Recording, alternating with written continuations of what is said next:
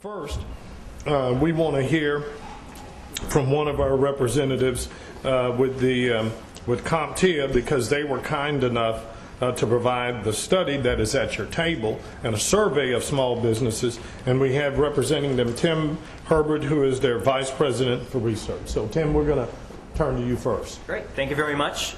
Good morning, everyone. Again, my name is Tim Herbert, and I head up research for CompTIA.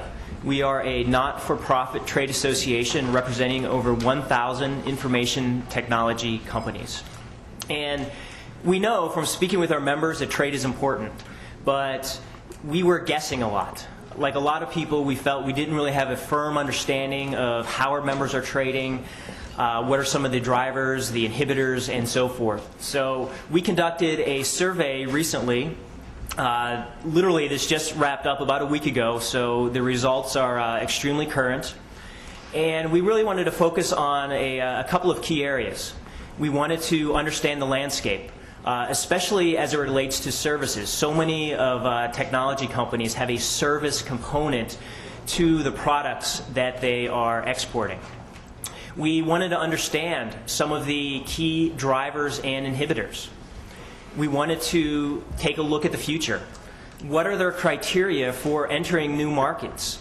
What are some of the policy changes that they would like to see that would improve their chances of success? And then lastly, we also looked at the non-exporters. What are the reasons why a company that has potentially a product that is suited for export, why don't they engage in international markets?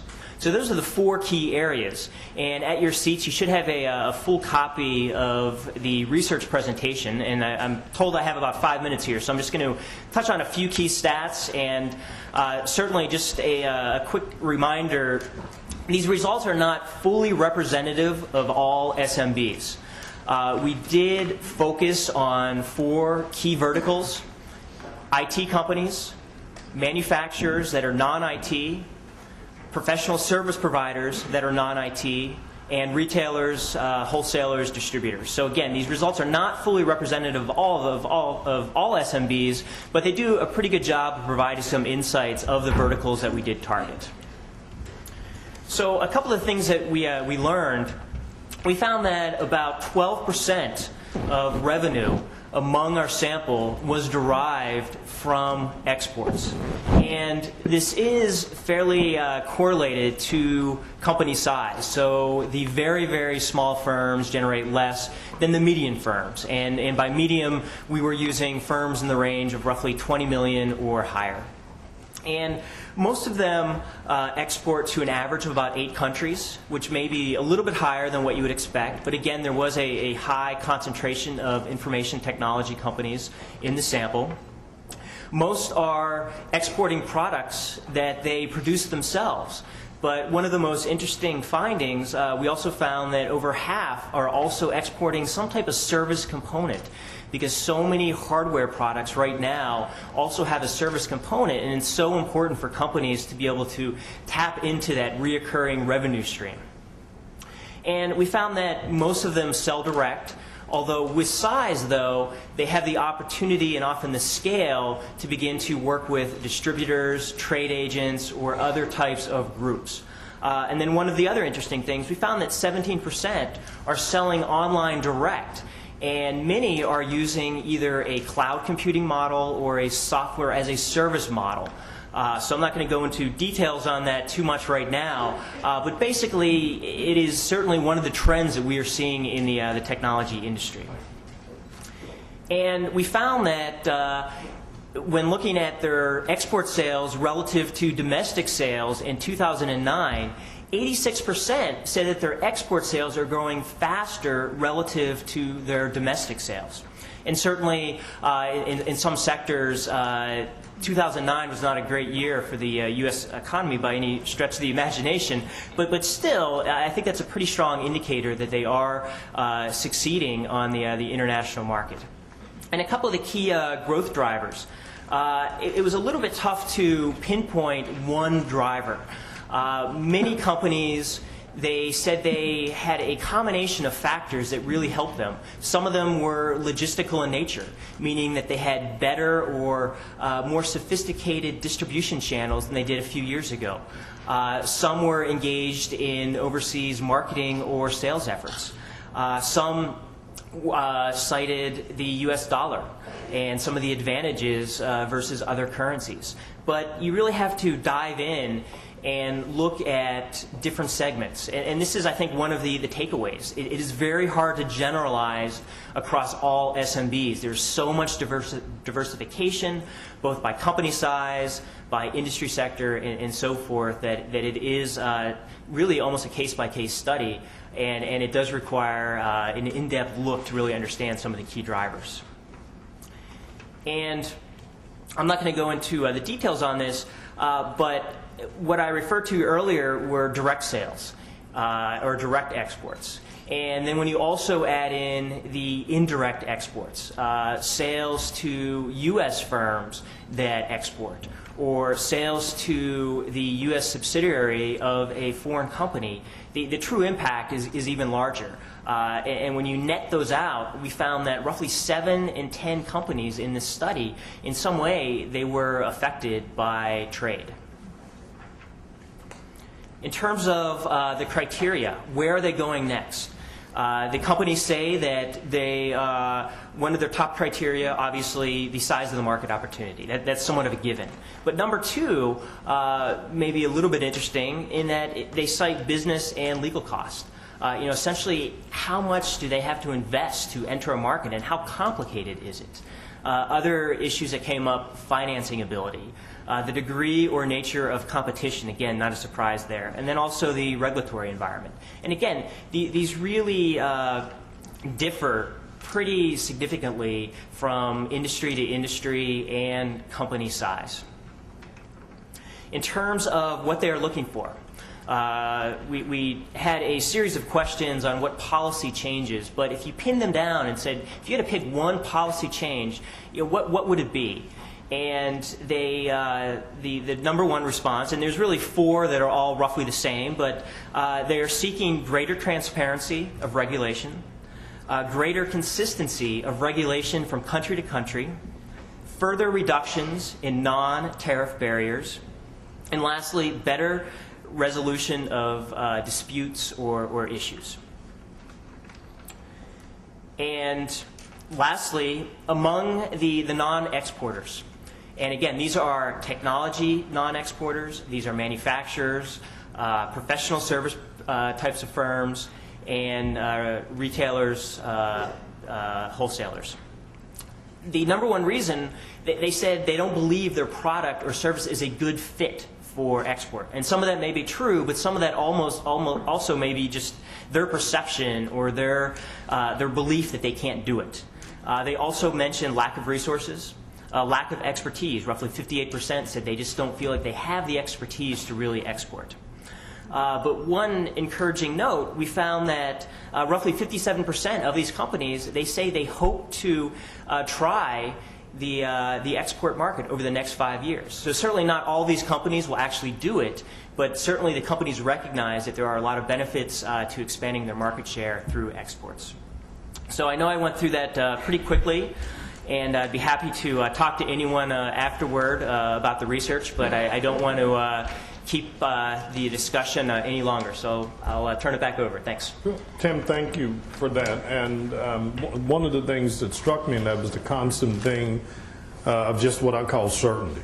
You know, for any business, particularly for small businesses, if, I mean, I don't mean to highlight that, but we've all read about Google's issues with China. With Google sites come out of China, they're going to take a hit to their earnings per share.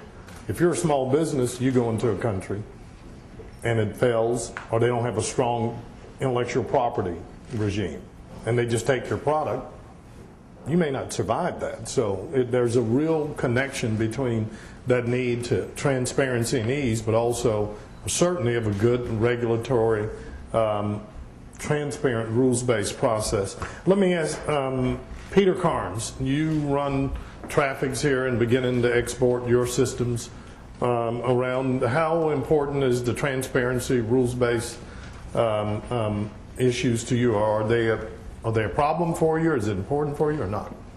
Well, thank you. Yes, actually, Trafex has been in an unusual circumstance that we've actually sold more of our product in our first year outside of the U.S. And it's not because we don't have traffic problems in the U.S., because we do. I experienced a few on my way down here, actually this morning. I think the big thing for a U.S. company is, at least my realization, and I think our realization at Trafex has been, that we're not low-cost provider. That is not really the space that we can compete in. Really what we compete in is adding value and solving the world's problems. And Trafex was really started because traffic is a serious depleter of our human resource, but it also consumes our other national resources in terms of how much money we put into roads, how much money we burn in gas when we're not going anywhere. So these are the kinds of things that developed the idea around the Trafex problem. We were able to realize that this problem occurred all over the world, and so we aggressively started looking to try to solve this problem as far as wide as we can. And so to your point, the issues that we have with exporting were upon us immediately. And it is a little bit complicated as you go from country to country to understand what you need to do to be able to have your product exit the U.S. and enter the foreign destination somewhat reliably. It turns out that if you have problems along the way, the company, which in this case is Trafex, ends up paying for the problems along the way. So any time that things don't go smooth, not only are you experiencing a delay for your customer in having them use your product, you also are experiencing a cost, including one we get from our own U.S. Customs. So essentially, transparency of the process to make sure that when our product leaves our dock and heads out on its way, the more transparent the process is, the more clear we can be that our product's going to arrive when it's supposed to, and therefore our customers can deploy them when they need to. Just before you go, Peter, tell me, when did you first decide that you were going to go international, and how did you pick that first client, that first country? Well, essentially we decided almost immediately that we were going to go internationally, and part of it is that we have the experience that Trafex's technology actually came out of research at the University of Maryland. And one of the really great things about having research that came out of the university is university faculty are usually widely traveled, and they have a global view of the world that is less parochial than maybe some of other startups that you may experience. So we essentially knew immediately, and the truth is that Canada, frankly, is the obvious place. To me personally, I'm surprised that all U.S. companies are not exporting into Canada. It's a really great place. They have a really good relationship with the U.S. They are clearly a different country. When you're in Canada and you're not here. But we buy a lot of things from them. We adopt a lot of their technologies. They buy a lot of things from us. They adopt a lot of our technologies. Most Canadians actually get U.S. TV based on where they live. So, they've got a lot of the similar issues. They have very similar norms. And so it's absolutely, from my point of view, a slam dunk about a place to export. I would parenthetically, before I go to Chuck, lost in all of last year was, in fact, January 1 of 2009, NAFTA went into full force in effect. So there essentially, literally, are no more, tariffs, barriers, or shouldn't be, between the United States and Canada. Now, we still have non-tariff barriers, but this is a $3 billion plus per day relationship between the United States, Canada, and Mexico. So thanks for that. Chuck, BTE Technologies, you are all around the world. So tell us about your experience, the issues of transparency, problematic or others. Just share your experience. Okay, thank you very much. BTE Technologies is a manufacturer of capital goods for the medical field, specifically physical therapy, sports medicine, industrial rehab. We've been around for 30 years. I was part of a group that bought the company 10 years ago. When I did, we were selling less than 3% of our revenues overseas and doing absolutely no marketing overseas. The sales came to us typically from people who had come to the U.S. to get their medical education and had used the equipment here and gone back and wanted it there. We put together a strategy, worked the plan. We have been able to grow our international business to where we're between 35 and 40% of our revenues, over a 2,000% increase from where we were, and we've made a lot of learnings along the way. Administrator Mills talked about gazelles in her presentation. Sometimes internationally I feel like BTE is a gazelle forced to wear hippo boots by predominantly the regulatory world that we live in. Making an electronic device, not only do we have to deal with the regulatory aspects of UL, CSE, and CE marks, but then we go beyond that into the regulations required for FDA, which then becomes MDD in the European Union, which becomes KFDA in Korea, PAL in Japan, SFDA in China, and I can go on and on. And every one of those requires a slightly different twist and another required certification for us. We opened up Russia 3 years ago for a $200,000 sale, which is significant for our business. I had to spend $90,000 to do the certification. And I did it knowing that we were opening up a market and knew that that was an investment. The following year, they changed their regulations, and I had to recertify. So I gave away everything that I'd made on that individual sale, had to go do it again. Excuse me. Chokes me up. The biggest thing that I think that we can do to help businesses like ours, that there are a lot of small businesses in the healthcare field, we need reciprocity for some of these regulations that we have. We spend so much time. FDA is a very high standard. You know, why can't that standard be shared or something like it? I think we should be looking at what other countries are doing and incorporate those here so that we can have that transparency, make the world truly flat, and get our products moving. The other piece of the hippo boots is, being a small company, we are very innovative. But not only does the regulation slow us down from opening up a market, it actually slows us down from bringing innovation into our products because of the cost of recertification once I make a change. So it's a very dramatic impact for us. Thank you. Todd, you're on the design services architecture side of it. You've got offices all around the world, including is Paris your only? Paris is our only international. Is your only international? Can you talk to us about your experiences, whether the transparency, regulatory barriers are the big issue, or is there something else?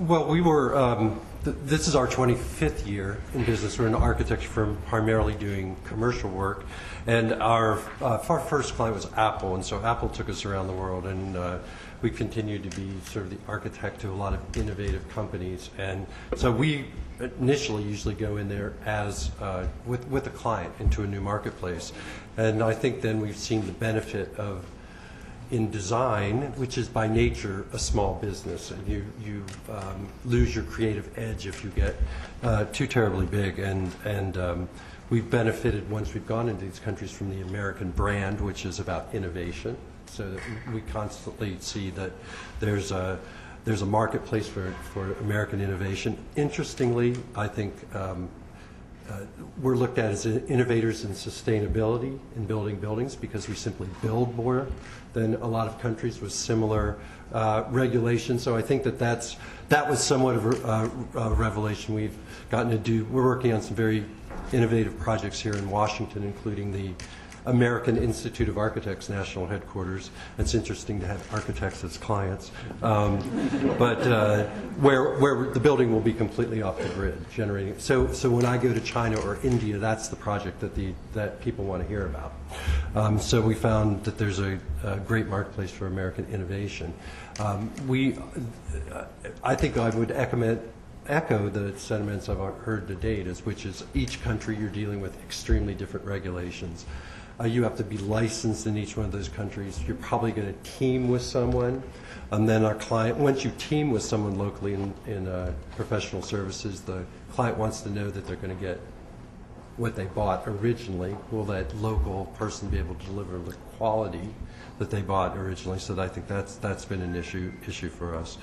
And then I think what also I heard a bit in some of what was said is that,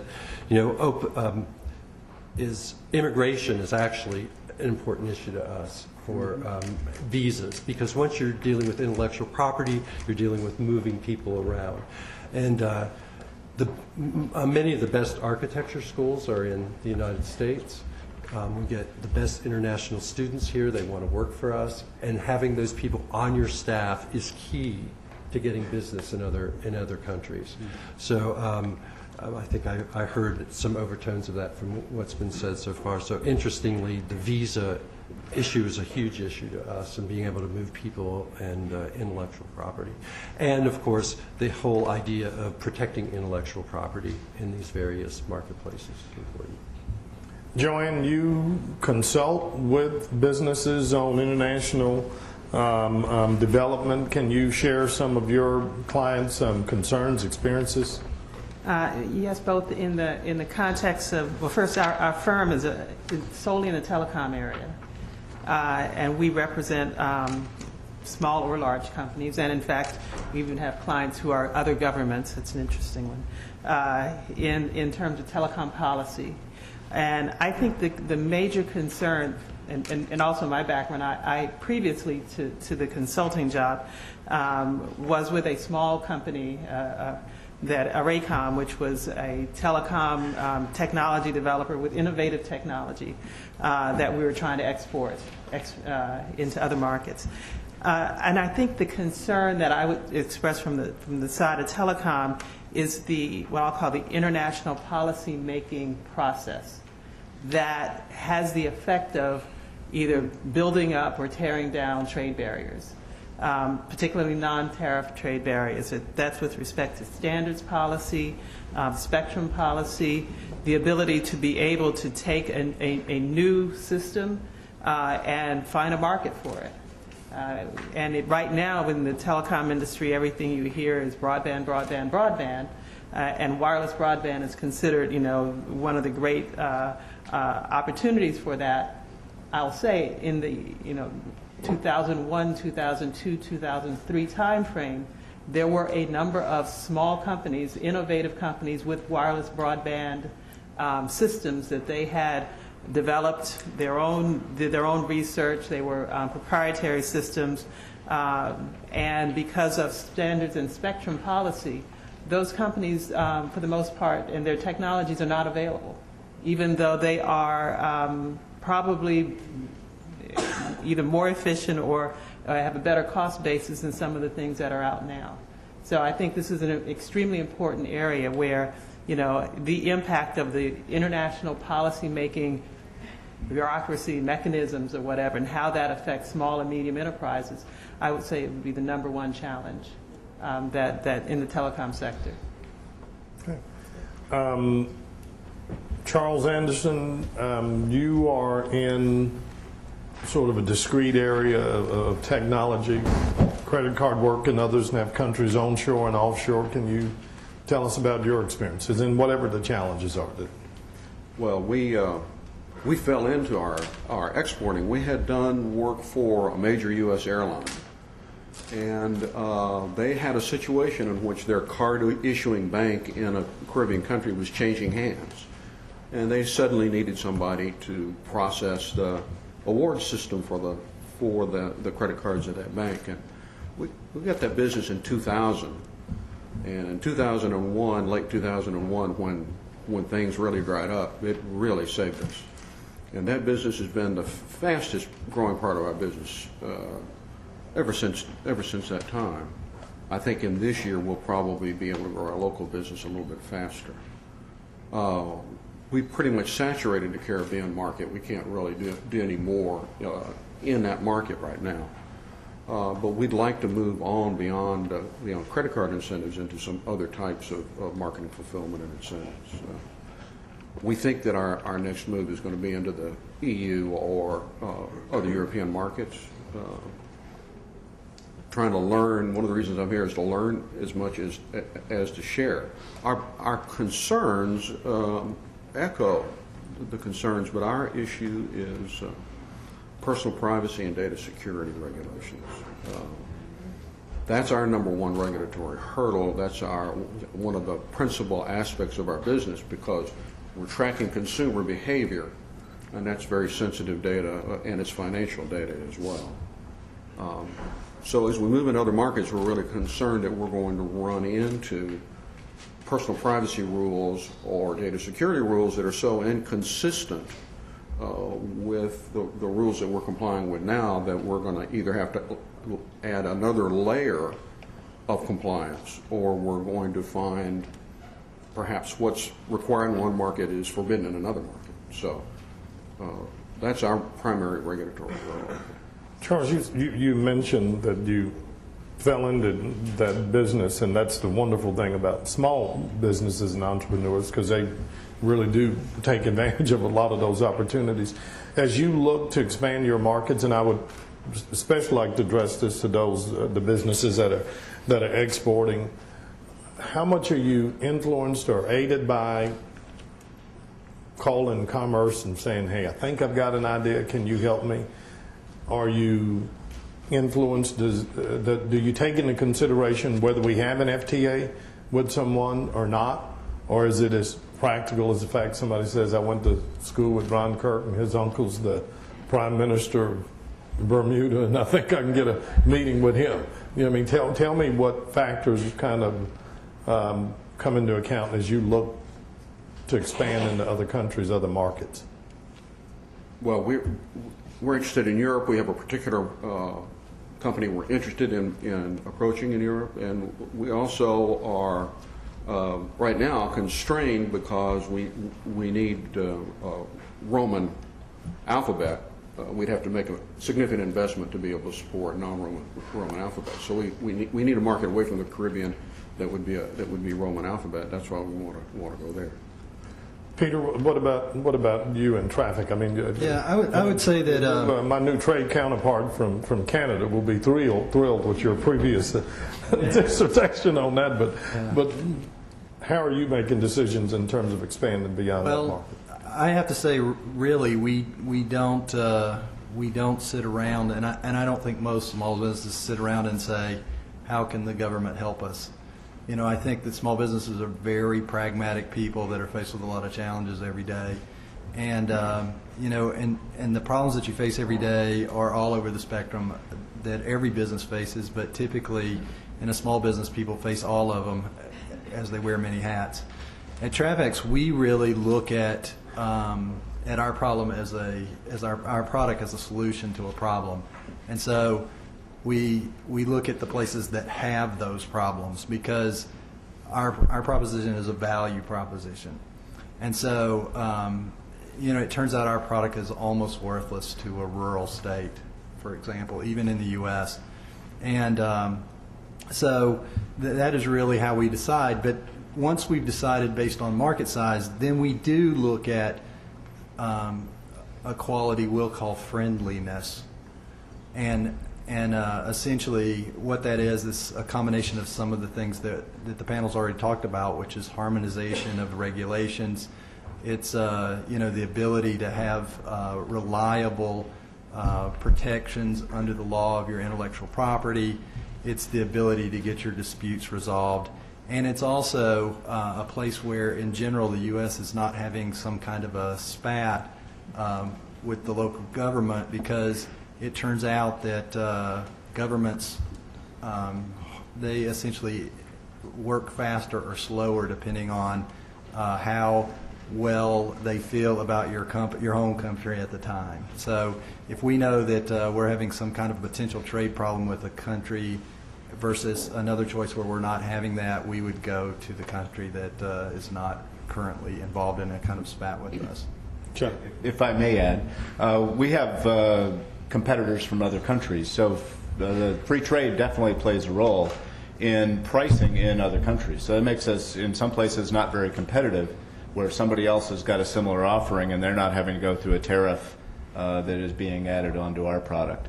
But to the side of the helps that are out there, we were very deliberate in how we've gone and opened up new countries, and Commerce has played a very big role in helping us to find distribution through their Gold Key program, helping to expand into the right places where we want to go open 2 markets in a year.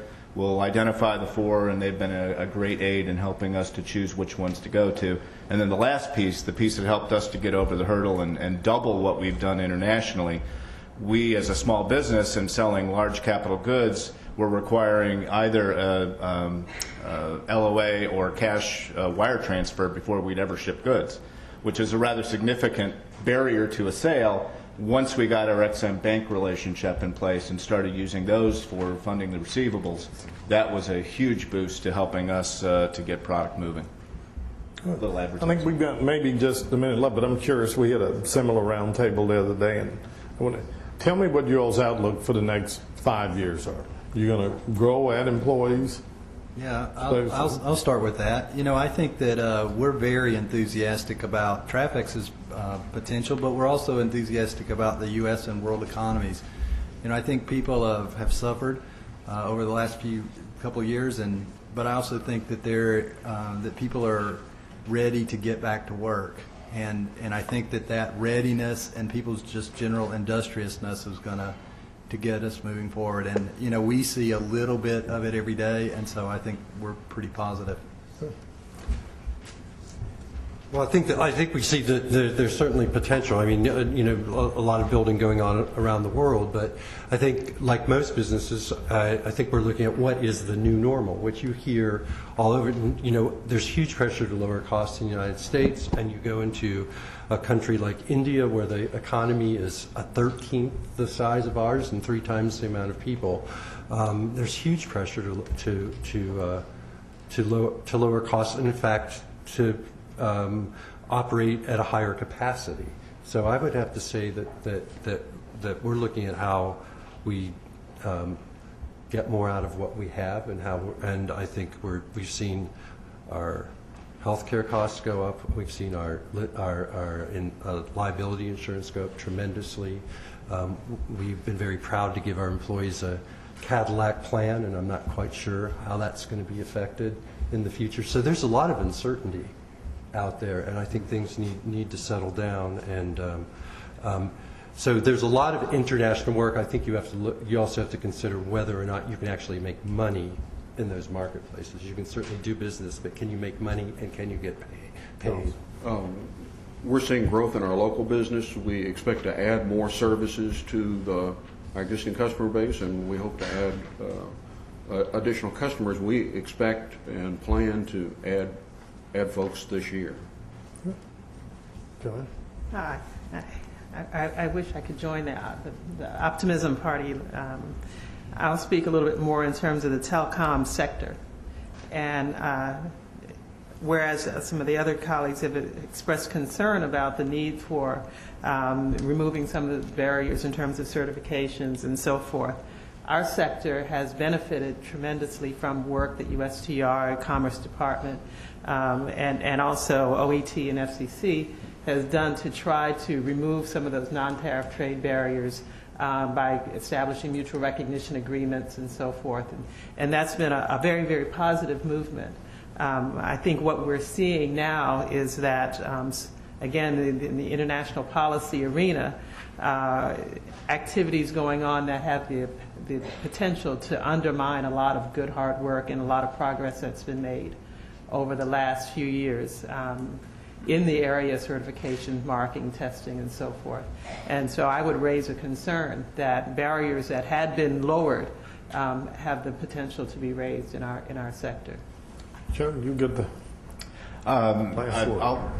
I'll springboard off of that and say there are a lot of tables around the world where conversations are going on, and the United States is not currently sitting. So if I do have some concerns, it's in areas where trade negotiations are going on.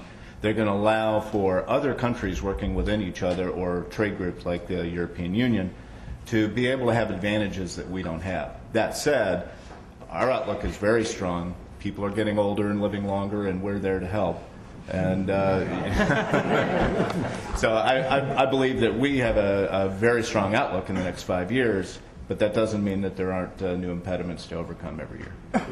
Well, thank you all for sharing your experiences and for being as candid as you are. And again, to CompTIA and Tim, thank you so much for the survey that you all. What am I? Oh, we have questions from the floor. Oh my God! Oh, we do. Okay. Well, Lisa was giving me the wrap. So that's the wrap up on this thing. So now we're going to come to you. There was, if you'll stand there, microphone. There's at least one microphone in the middle of the aisle, and if you would just briefly tell us who you are and who you want to direct your question to. Yes, Ambassador Kirk. My name is Peggy Houlihan, and I'm the president of the Small Business Exporters Association, an organization that is now celebrating its 20th anniversary. And I must tell you, first of all, that this panel, this entire event is really quite impressive, and it's long awaited, and it's actually happened. And in particular, again, the panel discussion was one of the best I've heard. But I want to particularly compliment you as far as your announcement regarding the new small business, new assistant to trade representative for small business. This is our organization, and others have also been pushing this issue for at least 20 years, as far as I know, and this is the first time this has happened. And the way it's actually set up, that it's actually, working through your office as it's set up right now, is really quite impressive. And we've had terrific support on Capitol Hill from Senator Snowe and Senator Landrieu and so many others in support of this, and I don't think I ever really thought I'd see this day. And I do compliment you very, very much, and I hope people understand the significance of this announcement today. Well, thank you. Would you like more time? I will let some of the other people that have actually been working towards this, but thank you so much. Thank you. My name is Peter Kranock. I'm CEO of American International Supply. We are a small business, I guess between 25 and 50 million sales. 75% of our business is international. I'm proud to be a member of your ITAC 9 Advisory Committee on Trade Agreements.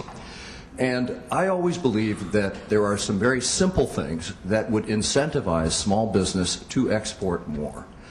And I would like the panel to see the two things that I've seen. If you do business internationally with a cheap dollar, travel is expensive. And we would love to see an incentive program for small business to deduct international travel tied to international revenue that would make it much more viable to travel. I second the motion. Secondly, would you add the United States Trade Representative staff to that? Secondly, is when I started exporting was back in the days when there were discs and fiscs, and there were incentives to shelter a certain amount of profits generated from international trade as an incentive for a small business to invest in the right people and the right resources to do that. Are you in favor of some sort of a program that would enable you to shelter some of the profits so you can reinvest them in international trade resources? Absolutely. Take that along with the R&D tax credit that we know is there every year, and those two together would be fantastic. Thank you. You bet. Hi, thank you, Ambassador Kirk, for hosting this event today. I think it's great. I work at Trade Routes at the U.S. Chamber of Commerce, and we work very closely with USTR and Department of Commerce across the country to introduce small businesses to the resources that are offered at the federal level. And I was wondering if I could ask the panelists a question about the pending FTAs. I was wondering if you all could comment on whether or not you think the FTAs that are pending with Panama, Colombia, and South Korea could help you get into those new markets. Do you know about the pending FTA? Well, I certainly know about them. Yeah. I'm already in South Korea. I'm not in Panama or Colombia. But I'm fundamentally, if you look at the statistics behind how trade, particularly trade in manufacturing, works, where we have free trade agreements, we don't have a trade deficit there. In fact, we have a trade surplus in the last year. So where we have our FTAs, at least in manufacturing, we're doing very, very well in those arenas. And I'm for all three of those going to Congress as soon as possible. Any others? You have any thoughts on those? Okay. Well, I think in general, though, discussions between the United States and different countries have a positive effect on business. So even we saw a surge in India after the nuclear agreement. So it wasn't free trade, but it was something that made business there feel very positive about business here.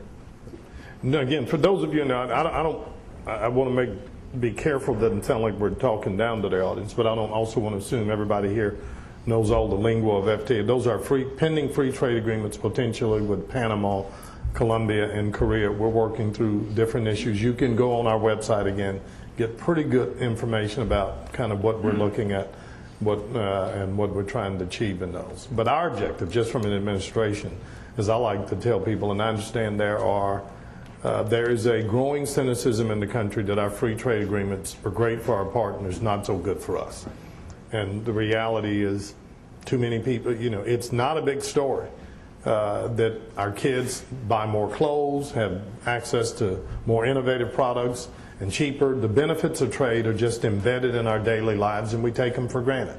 Now, that's the good thing, but that's the world. But when a factory closes, CNN covers it, and everybody sees it, and it's a lot easier, in a lot of cases, for the owner to go out there and blame closing a factory on one of those blankety-blank trade agreements. And we have to help Americans understand trade can work for us. And that's one reason looking at the needs of small businesses, that these things can create jobs.